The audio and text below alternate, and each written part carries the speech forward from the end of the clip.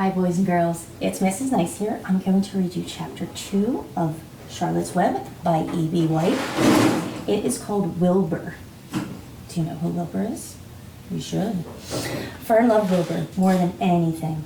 She loved to stroke him, to feed him, to put him to bed. Every morning, as soon as she got up, she warmed his milk, tied his bib on, and held the bottle for him.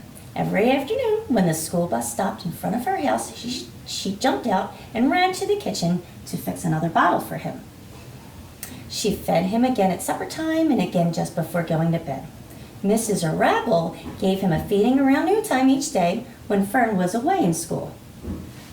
Wilbur loved his milk, and he was never happier than when Fern was warming up a bottle for him. He would stand and gaze up at her with adoring eyes. For the first few days of his life, Wilbur was allowed to live in a box near the stove in the kitchen. Then, when Mrs. Arable complained, he was moved to a bigger box in the woodshed. So he's outside now. At 2 weeks of age, he was moved outdoors. It was apple blossom time, and the days were getting warmer. Mr. Arable fixed a small yard especially for Wilbur under an apple tree and gave him a large wooden box full of straw with a doorway cut in it so he could walk in and out as he pleased. "Won't he be cold at night?" asked Fern. "No," said her father. "You watch and see what he does." So look, that is his little house outside. It's a little spot. Carrying a bottle, Fern sat down under the apple tree inside the yard. Wilbur ran to her, and she held the bottle for him while he sucked. When he had finished the last drop, he grunted and walked sleepily into the box. Fern peered through the window.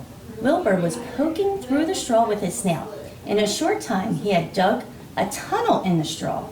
He crawled into the tunnel and disappeared from sight, completely covered with straw. Fern was enchanted. It relieved her mind to know that her baby would sleep covered up and would stay warm. Every morning after breakfast, Wilbur walked out to the road with Fern and waited with her till the bus came. She would wave goodbye to him, and he would stand and watch the bus till it vanished around the turn. While Fern was in school, Wilbur would shut up inside his yard. But as soon as she got home in the afternoon, she would take him out and he would follow her around the place. If she went upstairs into the house, Wilbur went too. If she went upstairs, Wilbur would sit at the bottom step until she came down again. If she took her doll for a walk in the doll carriage, Wilbur would follow along. Sometimes on these journeys, Wilbur would get tired and Fern would pick him up and put him in the carriage alongside the doll. You see that? He's in there with the doll. How cute. He liked this, and if he was very tired, he would close his eyes and go to sleep under the doll's blanket. He looked cute when his eyes were closed because his lashes were so long.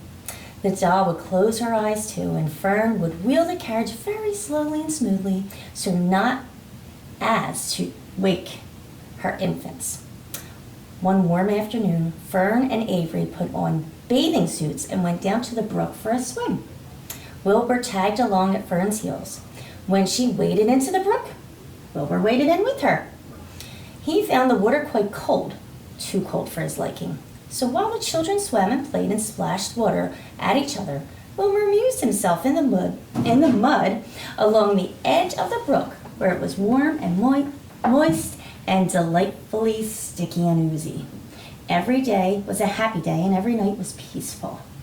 Wilbur was what farmers call a spring pig, which simply means that he was born in the springtime.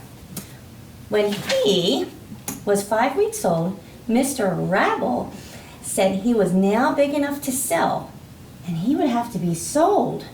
Fern broke down and wept, but her father was firm about it. Wilbur's appetite had increased. He was beginning to eat scraps of food in addition to milk. Mr. Arable was not willing to provide for him any longer. He had already sold Wilbur's 10 brothers and sisters. "He's got to go, Fern," he said. You have had your fun raising a baby pig, but Wilbur is not a baby any longer, and he has got to be sold. Call up the Zuckermans, suggested Mrs. Arable to Fern. Your Uncle Homer sometimes raises a pig, and if Wilbur goes there to live, you can walk down the road and visit him as often as you like.